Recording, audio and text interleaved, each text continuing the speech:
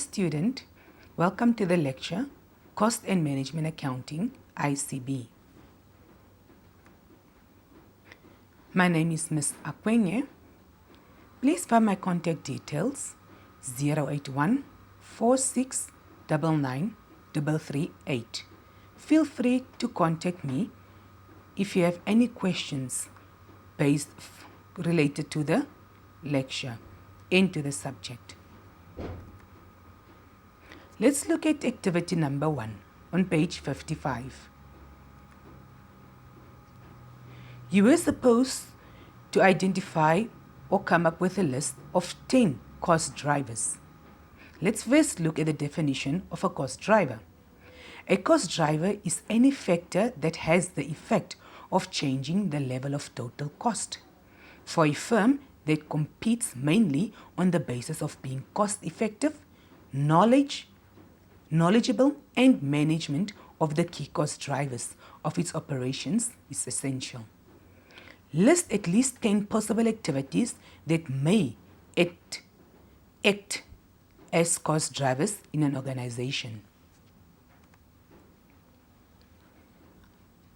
Number 1, engineering changes orders, production order scheduling, quality inspections, purchase orders, machine setups, machine time, power consumed, miles driven, shipments, scrap or rework orders, maintenance requests, inventory movements, material receipts, flight hours logged, beds occupied, and computer hours logged. These are all examples of cost drivers. Please make sure that you go through this and also the definition of cost drivers for the exams. Activity number 2 on page 59. You were supposed to calculate the overhead rates by activity center. You have the various activity centers, your labor-related, your machine setups, product testing, general factory, and then you are also required to calculate the overhead cost per unit.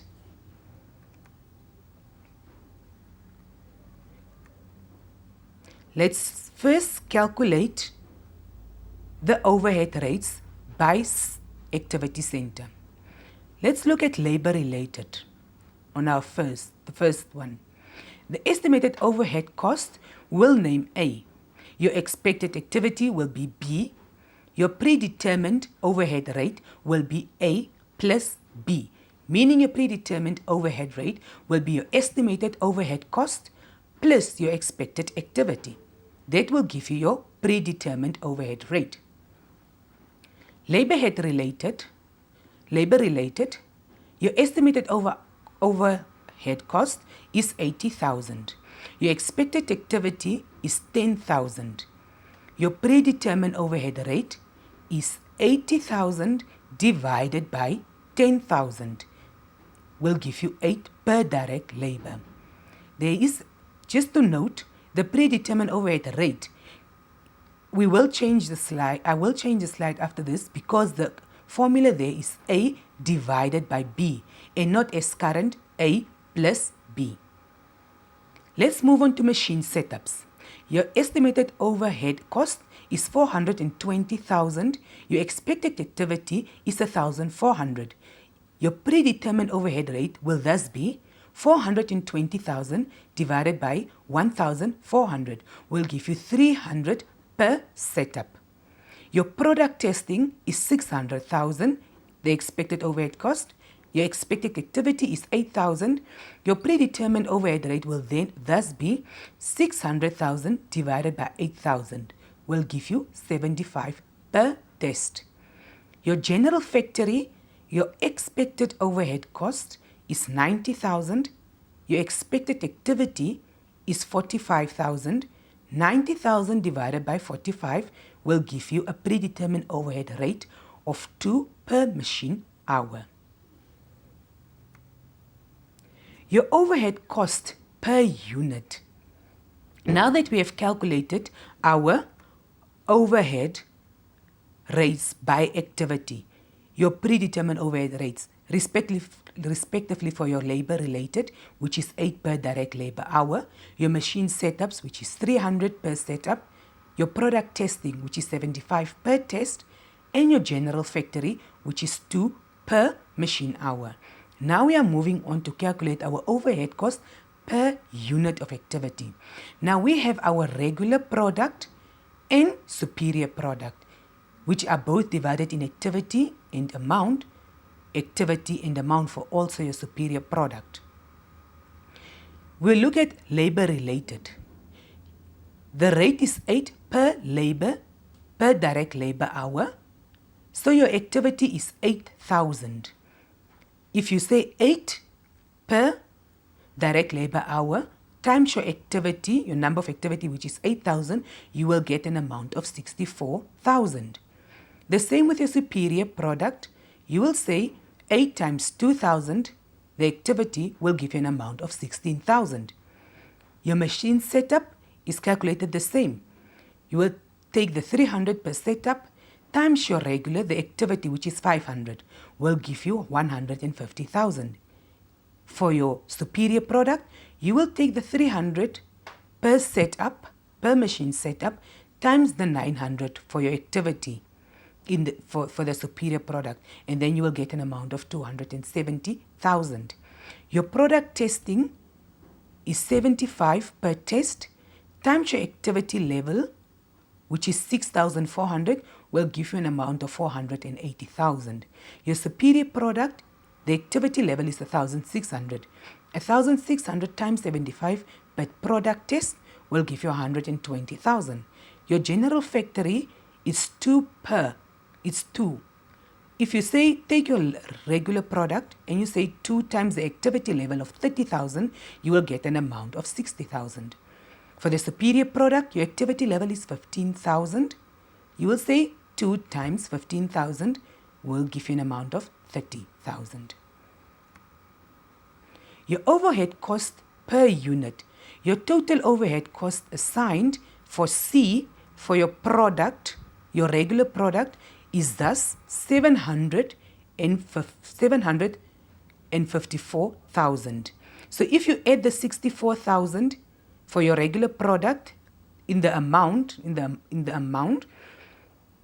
column, if you say take your labor related, your machine setup, your product testing, your general factory, the amounts for these is previously calculated, the 64,000 plus the 150,000 plus the 480,000, adding the 60,000, you will get an amount of 752.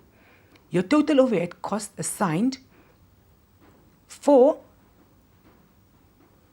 your superior product will be your labor related again, machine setup, product testing, general factory for your superior products. So you will add the amounts of 16,000, the 270,000, the 120,000, and the 30,000. Then you will find out the number of units produced. The number of units produced are in D. That's what you will get in D. Your number of units produced is 25 for your regular product, and superior products is 6,500. If we want to calculate our overhead cost per unit, we will say C divided by D. Again, the formula below is not C plus D. Please remember it's C divided by D. It's 754,000 divided by 25,000, the number of units produced.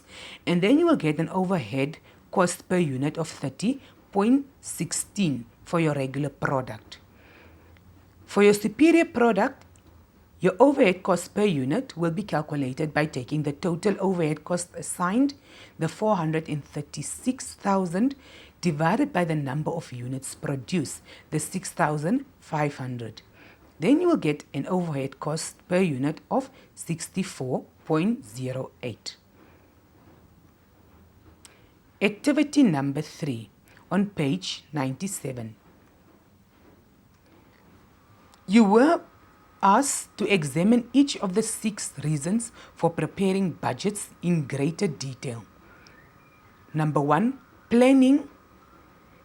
2, coordination. 3, communication. 4, motivation. 5, control. 6, performance evaluation.